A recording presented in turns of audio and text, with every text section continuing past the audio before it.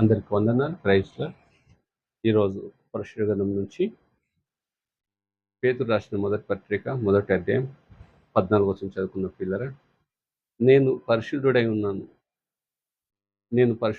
ఉన్నాను గనుక మీరు పరిశుద్ధులై ఉండుడని రాయబడి ఉన్నది. ప్రార్థించుకుందాం. పరలోకము మా తండ్రి, నీకు పాదస్తున్న వస్తున్నాం ప్రభువా. జైలు మిస్టికి సంఘానికి వస్తున్న బిడ్డలందరూ దీవించండి. అదేవిధంగా యూట్యూబ్లో నీ బిడ్డలు ఎవరైతే సబ్స్క్రైబ్ చేసుకున్నారో వింటున్నారో నీ మాటలు వాళ్ళని మీరు దీవించండి. వాక్యంతో ప్రతి ఒక్కరిని బలపరిచి సాయం చేయమని యేసుక్రీస్తు నామంలో వేడుకుంటున్నాను తండ్రి. ఆమేన్. పిల్లలు మనం చదువుకున్న వాక్య భాగం చూస్తే పేతురు రాసిన మొదటి పత్రిక మొదటి అధ్యాయం 14 వచనం, నేను పరిశుద్ధుడై ఉన్నాను గనుక మీరు పరిశుద్ధులై ఉండండి. ఇక్కడ మనం చూస్తే దేవుని యొక్క వాక్యం ఈ విధంగా చెలివిస్తుంది. దేవుడు పరిశుద్ధుడు కాబట్టి మీరు పరిశుద్ధంగా ఉండదని దీని యొక్క వాక్యం చెలివిస్తుంది.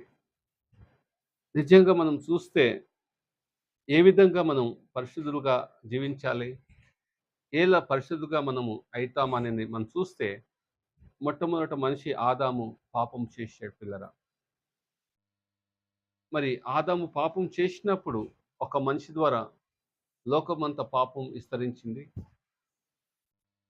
రోమ 3:11 వాక్యం చెలివిస్తుంటే నీతిమంతుడు లేడు, ఒక్కడేనూ లేడు అని చెలివిస్తుంది. అయితే ఏ విధంగా మనం పరిశుద్ధులుగా తీర్చబడతామని మనం చూస్తే యేసుక్రీస్తు ప్రభు మరి మానవులందరి పాపముల కోసము ఆయన దేవుడు అయి ఉండి ఈ లోకానికి మనిషికి వచ్చి ఆయన శిలువ మీద కొట్టబడ్డాడు, సమాధి చేయబడి మూడో రోజు తిరిగేసిన దేవుడు. అయితే యేసుక్రీస్తు ప్రభు దగ్గరికి వచ్చి ఎవరెవరు ప్రార్థిస్తారో, దేవుణ్ణి స్వీకరిస్తారో, ఎవరైతే నమ్ముతారో, విశ్వసిస్తారో, మరి ఎవరైతే రక్షింపబడతారో దేవుని తెలుసుకొని వాళ్ళు నీతిమంతులుగా తీర్చబడతారు. అంతేకాకుండా దేవుడు నేను పరిశుద్ధుడు కాగా మీరు పరిశుద్ధి కలిగి జీవించని దేవుని వాక్యం యేసు ప్రభు ప్రేమను తెలుసు ప్రతి ఒక్కరికి దేవుడు వాక్యం చెలివిస్తుంది పిల్లరా. ఈరోజు మనం చూస్తే యేసుక్రీస్తు ప్రభు ప్రేమను తెలుసు మనము మన జీవితంలో ప్రభు ప్రేమను తెలుసుకొని రక్షింపడి ఈరోజు మనం ఎలా జీవిస్తున్నాం ఈ లోకంలో ప్రభు ప్రేమను బట్టి రక్షింపడినాక అని మనల్ని మనము ప్రతిరోజు పరీక్షించుకోవాలి. ఎలా మనం పరీక్షించుకోవాలనుకుని మనం చూస్తే దేవుని వాక్యముతో మన జీవితాన్ని మనం చూసుకోవాలి. అందుకే పేతురు రాసిన మొదటి పత్రిక పేతురు మాట్లాడుతున్నాడు, దేవుడు పరిశుద్ధుడు కనుక మీరు పరిశుద్ధులుగా జీవించండి అని చెప్తున్నాడు. మరి ఏ విధంగా మనం పరిశుద్ధులుగా జీవించగలుగుతామంటే యేసు రక్తంలో ఎవరైతే కడగబడతారో, పరిశుద్ధపరచబడతారో, యేసుక్రీస్తు ప్రభు నా పాపంలో కోసం కొట్టబడాడని, సమాధి చేయబడి మూడో రోజు తిరిగి లేచిన దేవుడని ఎవరైతే నమ్ముతారో, విశ్వసిస్తారో, వాళ్ళ యొక్క పాపాలు ఒప్పుకొని మారుమనసు పొంది సంఘం బాప్తిసం తీసుకుంటారో వాళ్ళు రక్షింపబడతారు. అంతేకాకుండా నీతిమంతులుగా తీర్చబడతారు. అంతేకాకుండా దేవుడు పరిశుద్ధుడు కనుక పరిశుద్ధ కలిగి మనము జీవించాలి.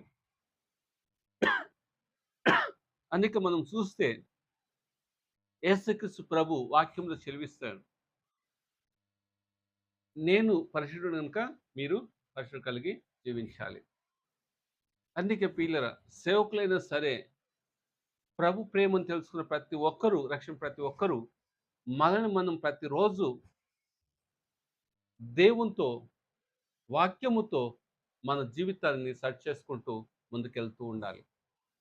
ఒకప్పుడు మనం పాపంలో ఉన్నాము, చీకట్లు ఉన్నాము, కానీ ఆయన ప్రేమ చేత, ఆయన కృప చేత మనం రక్షించుకున్నాడు.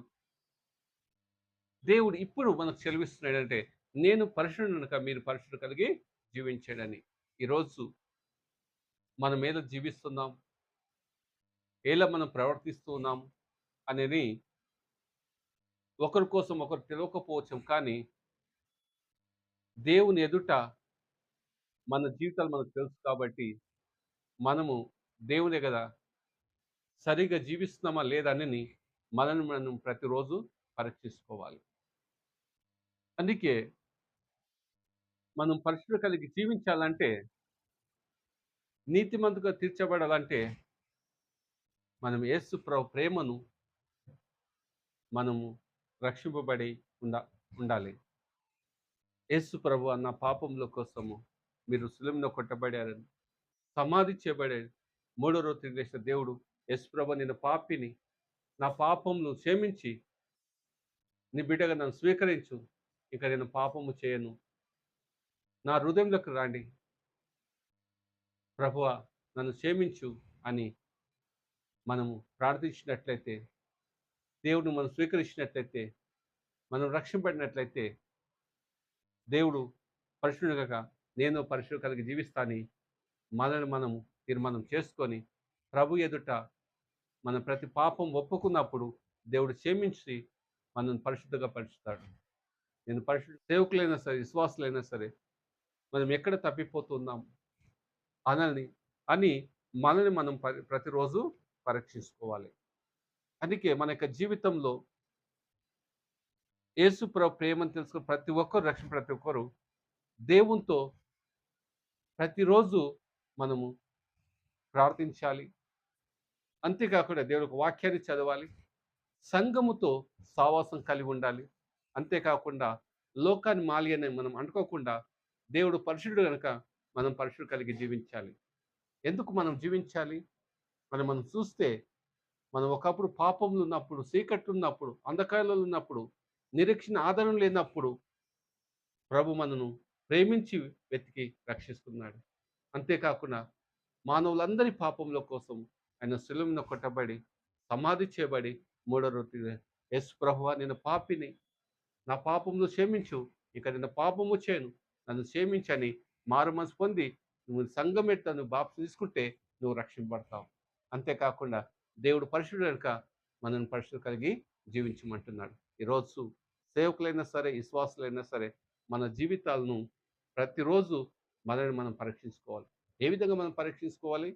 వాక్యముతో మన జీవితాలని మనం చూసుకొని, మనం పరీక్షించుకొని మనం జీవిస్తూ ఉండాలి పిల్లలు. అంతేకాకుండా మనం ప్రతిరోజు ప్రార్థన చేసుకోవాలి. దీని ఒక వాక్యాన్ని చదవాలి. సంఘముతో సాహసం కలిగి ఉండాలి. ప్రభుకి ఇష్టమైన జీవితము మనం ఎప్పుడు జీవిస్తుండాలి. వాక్యానుసారంగా జీవితం మనం జీవిస్తూ ఉండాలి.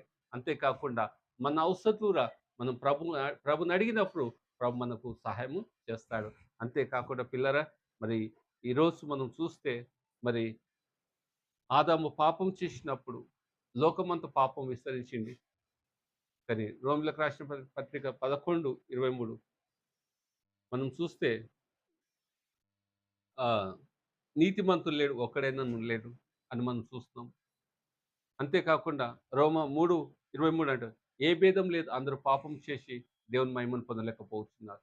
ఈరోజు ఎవరైనా సరే యేసుప్రభు ప్రేమను తెలుసు రక్షింపబడి మీరు ఇంకా లోకానుసారంగా మీరు జీవిస్తున్నట్టే, ఇంకా మీరు పాపంలో ఎవరైనా జారిపోయినట్లయితే సమయం అయిపోలేదు. కానీ ప్రభు దగ్గరికి రండి, ప్రార్థన చేసుకొని మీరు ఎక్కడెక్కడ తప్పిపోయారో ప్రభు దగ్గర ఒప్పుకోండి. దేవుడు క్షమిస్తాడు, మిమ్మల్ని పరిశుద్ధపరుస్తాడు. అంతేకాకుండా కొత్తగా యేసుప్రభు ప్రేమను తెలుసుకున్నట్లయితే ఇప్పుడే మీరు ప్రభు ప్రేమను నేను ఒక వాక్యాన్ని మీరు వింటున్నట్లయితే మీరు కూడా యేసు ప్రభా నువ్వు నా పాపంలో ఒక సిలువలో కొట్టబడేవాడిని, సమాధి చేయబడి మూడో రోజు తిరిగి లేచిన దేవుడని, నేను పాపిని, నా పాపం క్షమించి ఇంక నేను పాపం చేయను, నీ బిడ్డగా నన్ను స్వీకరించని ఎవరైతే అడుగుతారో దేవుడు వాళ్ళ మారుమనసు పొంది మీ పాపాలు ఒప్పుకొని సంఘమేట మీరు బాప్తిసం తీసుకున్నట్లయితే మీరు రక్షింపబడతారు. ప్రతి ఒక్కరూ సేవకులైనా విశ్వాసులైనా నేను ఒక వాక్యం నేను పరిశుద్ధునిగా మీరు పరిశుద్ధ కలిగి జీవించండి. ఒక వాక్యం చెల్లిస్తున్న పిల్లలు ఈరోజు ఎవరైనా సరే, సేవకులైనా సరే, విశ్వాసులైనా సరే, అన్యజనులైనా సరే, వాళ్ళు ప్రభు ప్రేమను తెలుసుకొని జారిపోయి ఉంటారేమో, తప్పిపోయి ఉంటారేమో, పడిపోయి ఉంటారేమో, అయినప్పటికీ కూడా ఎక్కడైనా పొరపాటు చేసి ఉంటారేమో, కానీ యేసు ప్రభు దగ్గర యథార్థంగా యేసు ప్రభు ఎదుట యేసు ప్రభువా నేను ఈ విషయం తప్పిపోయాను, నన్ను క్షమించు, ఈ విషయాలు తప్పిపోయాను క్షమించని మీరు ప్రభుని అడగండి. ప్రభు ముఖాన్ని వెతకండి. ప్రభు దగ్గర మీ జీవితాలు సరి చేసుకోండి. దేవుడు మీకు సహాయం చేస్తాడు పిల్లరా. అంతేకాకుండా మనం చూస్తే ఇక్కడ పేతురు రాసిన పత్రిక మొదటి అధ్యాయం 14 వచనం ఒక్కసారి చదువుకొని మనం ముగించుకుందాం. నేను పరిశుద్ధుడై ఉన్నాను గనుక మీరు పరిశుద్ధులై ఉండండి అని చెప్పాను పిల్లరా. ఈరోజు మనం చూస్తే దేవుడు పరిశుద్ధుడు గనుక మనం పరిశుద్ధత కలిగి జీవించాలి. ఎందుకంటే మనం ఒకప్పుడు పాపంలో ఉన్నాం, చీకట్లో ఉన్నాం, అంధకారంలో ఉన్నాం. దేవుడు తెలవనప్పుడు మన ఇష్టానుసారం జీవించాం. కానీ ప్రభు ప్రేమను తెలుసుకున్న మనము దేవుని యొక్క ప్రజలుగా ఎక్కడైనా తప్పులు జరిగితే ఆ తప్పులను ఒప్పుకుందాం. జీవితాలు సరి చేసుకొని ప్రభు కోసం మనం జీవిస్తాం పిల్లరా. అందుకే అంటాడు ఇక్కడ వాక్యం, నేను పరిశుద్ధుడు కనుక మీరు పరిశుద్ధత కలిగి జీవించని చెప్పాడు. ఈ కొన్ని మాటలు దేవుడు దీవించును గాక. ప్రార్థించుకుందాం. పరలోకం మన తండ్రి, మీకు పాదస్తున్న ప్రభువా, నైనా సేవకులను జ్ఞాపకం చేసుకోండి. నీ బిడ్డల విశ్వాసాలను జ్ఞాపకం చేసుకోండి. అంతేకాకుండా తండ్రి ప్రభువా, నీ బిడ్డలు ఎక్కడైనా తప్పిపోతే నైనా వాళ్ళ జీవితాలు సరి చేసుకుంటుండగా నైనా వాళ్ళని బలపరచండి, ధైర్యపరచండి, కృప చూపించండి. నైనా ప్రభా, ప్రతి సేవకుల కుటుంబాలను దీవించండి. నైనా ప్రతి విశ్వాసిని కుటుంబాలను దీవించండి, నీ కృపలో భద్రపరచండి. వాళ్ళ అక్కర్లు మీరు సహాయం చేయమని, కృప చూపించమని, నైనా నీ వాక్యానికి విధేయత కలిగి జీవించుకునే సహాయం చేయండి, కృప చూపించండి. నీ బిడ్డలను అందరిని దీవించమని యేసుక్రీస్తు నామంలో వేడుకుంటున్నాను తండ్రి. ఆమేన్, ఆమేన్. అంతేకాకుండా పిల్లరా, వ్యక్తిగతంగా ప్రార్థన చేసుకోండి. ప్రతిరోజు దేవుని యొక్క వాక్యాన్ని చదవండి. అంతేకాకుండా మన అవసరతులురా ప్రభు మీద ఆధారపడినప్పుడు ప్రభు మనకు సహాయం చేస్తాడు. అంతేకాకుండా మరి దేవుడు పరిశుద్ధుడు కనుక మనం పరిశుద్ధత కలిగి కూడా జీవించాలి. అందరికి వందనాలు. Thank you.